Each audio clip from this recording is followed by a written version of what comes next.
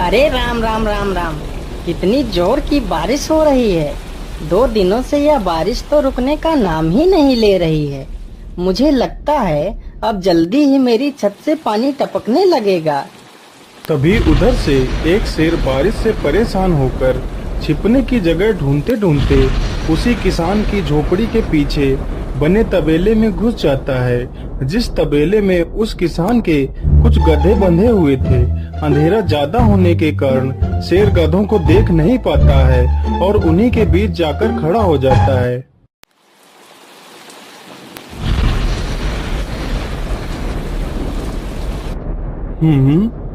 यहाँ से तो किसी मनुष्य की आवाज आ रही है। चलो चुपचाप बैठा रहता हूँ। जैसे ही यह आदमी मेरे करीब आएगा मैं इसे खा लूंगा। हाय हाय हाय, यह बारिश कब रुकेगी? ऊपर से यह टपका भी आ गया। अब मैं क्या करूं? इस टपके से कैसे बचूं? इतना तो डर मुझे शेर और बाघ से भी नहीं लगता है जितना डर मुझे इस टपके से लगता है। अरे यह टपका कौन है?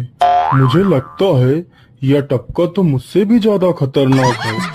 अभी तो यह आदमी शेर और बाघ से ज्यादा इस टपके से डर रहा है। चलो जल्दी से मैं यहाँ से निकल लेता हूँ, नहीं तो कहीं टपका ने मुझे देख लिया तो मेरी खैर नहीं। ओहो, अब मैं इस टपका से कैसे बचूं? चलो जल्दी से मैं अपनी मौसी के घर चला जाता हूँ।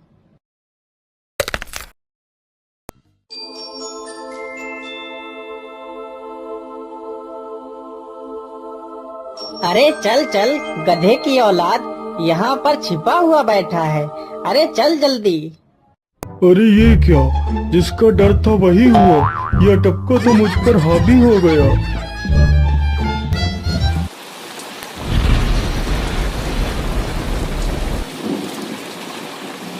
कैसे बचूं? कैसे बचूं? इस टपका से मैं कैसे बचूं? हे भगवान मेरी सहायता करो, मुझे इस टपका से बचाओ।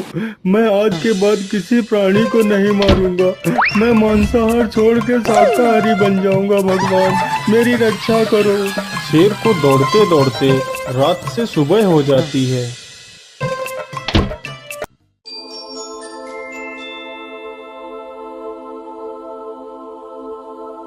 अरे देखो देखो, यह तो शेर की सवारी कर रहा है। अरे हाँ, सच में ये तो शेर की सवारी कर रहा है। इसे तो डर भी नहीं लगता है। अरे उधर तो देखो जरा, यह आदमी कितना बहादुर है। यह आदमी शेर की सवारी कर रहा है। जिस शेर को देखकर हमारी धोती आगे से गीली और पीछे से पीली हो जाती है, यह तो उसकी सवारी कर रहा है। ये गांव के लोग भी ना पागल हो गए हैं जो इस गधे को शेर। अरे बाप रे, यह तो सच में एक शेर है। हे भगवान मेरी रक्षा करो, शेर तो मुझे खा ही जाएगा। राम राम राम राम राम। अब क्या होगा? इस शेर से कैसे बचूं? अरे यह तो एक बरगद का पेड़ है। यही अच्छा मौका है, जल्दी से इस बरगद की जड़ पकड़कर ऊपर चढ़ जाता हूँ।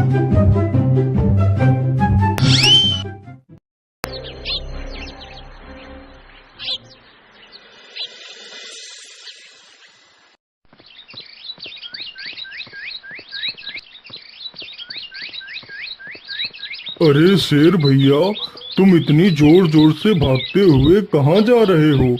आप तो बहुत डरे हुए लग रहे हो। आप तो जंगल के राजा हो, आपको किसका भय है? टपका, वो टपका मेरी जान के पीछे पड़ा है।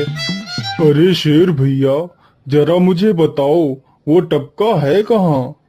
अरे भालू भैया, वो टपका मेरी पीठ से उतरकर उस बरगद के पेड़ पर चढ़ गया है। उसने मुझे रात भर खूब दौड़ाया है। वो तो भगवान का शुक्र है कि मैं जिंदा बच गया। चलो शेर भैया, मुझे उस टपके के पास ले चलो, जरा मैं भी तो देखूं आखिर ये टपका है कौन। अरे नहीं भालू भाई, बड़ी मुश्किल से तो मेरी जान बची है। मैं अपनी जान फिर जोखिम में नहीं डालूंगा।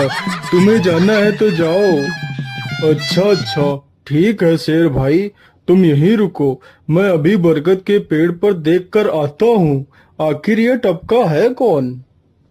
जाओ जाओ बच्चों, जब वो टपका तुम्हारे ऊपर हावी होगा तो पता चलेगा।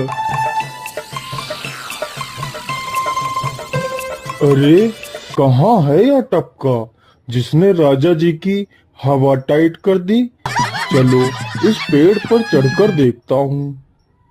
अरे बाप रे बाप, शेर क्या अकेला कम था, जो ये भालू भी आ गया।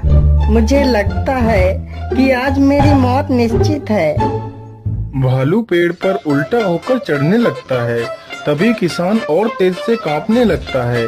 कांपने की वजह से किसान के हाथ से छड़ी छूट जाती है और उल्टा होकर चढ़ रहे भालू के पिछवाड़े पर जा लगती है। भालू धड़ाम से जमीन पर गिरता है।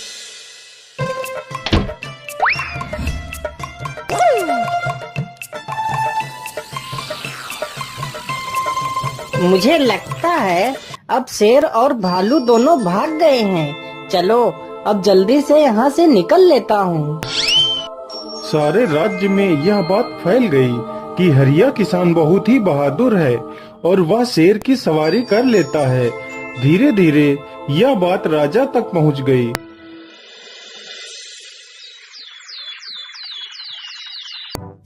महाराज, क्यों न हम पड़ोस के गांव से हरिया किसान को बुलवा लेते हैं। वह बहुत ही बहादुर है। उसके बहादुरी के चर्चे तो पूरे राज्य में हैं। मुझे पूरा विश्वास है वह इस काम को जरूर कर सकता है। वह इस दुष्ट शेर को जरूर पकड़ लेगा। सैनिकों, हरिया किसान को आदर पूर्वक हमारे दरबार में पेश किया जाए। महाराज, आपने हमें याद किया। बताइए क्या बात है। मालिक, हमसे कोई भूल हो गई क्या मालिक? नहीं हरिया, तुमसे कोई गलती नहीं हुई है। यह कुछ लोग पड़ोस के गांव से आए हैं। इनका कहना है कि इनके गांव में कोई दुष्ट शेर आ गया है जो इनके पशुओं को उठाकर ले जाता है और उन्हें मारकर खा जाता है। हमने तुम्हारी बहादुरी के बहुत सारे किस्से सुने हैं। तुम बहुत ही बहादुर हो, इसलिए मैं तुम्हें उस शेर को पकड़ने की ये जिम्मेदारी सौंपता हूँ। अरे बाप रे बाप, उस बार तो मैं शेर के हाथों बच गया था, लेकिन इस बार मैं नहीं बचूंगा। अगर मैंने महाराज को सच सच बता दिया तो झूठ बोलने के जुर्म में मुझे फांसी पर ही चढ़ा देंगे। अरे हरिया, तुम मन ही मन क्या बड़बड़ा रहे हो? कुछ नहीं महाराज, कुछ नहीं। मैं सोच रहा था कि मैं शेर को कैसे पकड़ूं। ये लो हरिया, कुछ स्वर्ण मुद्राएं रख लो, ये तुम्हारे काम आएंगी। क्या करूं, कैसे पकड़ूं उस शेर को? ये महाराज ने भी मुझे कैसी दुविधा में डाल दिया है। क्या करूं, क्या करूं? हाँ, मिल गया। फिर हरिया बाजार से एक रस्सी और एक जाल तथा एक बकरी खरीद कर लाता है। चलो जल्दी से, मैं यहाँ पर एक गड्ढा खोद देता हूँ।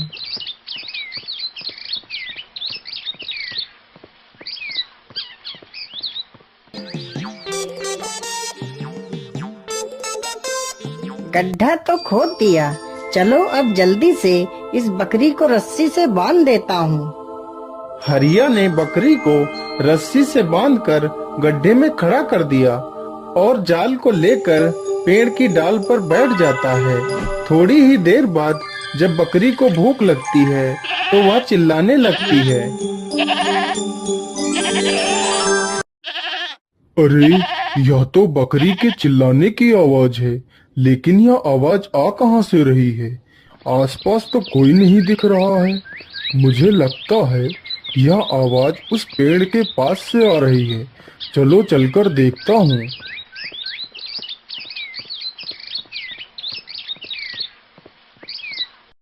अरे वाह, आज तो शिकार मेरे पास खुद चलकर आ गया। शेर तुरंत ही बिना देर किए हुए गड्ढे में छलांग लगा देता है।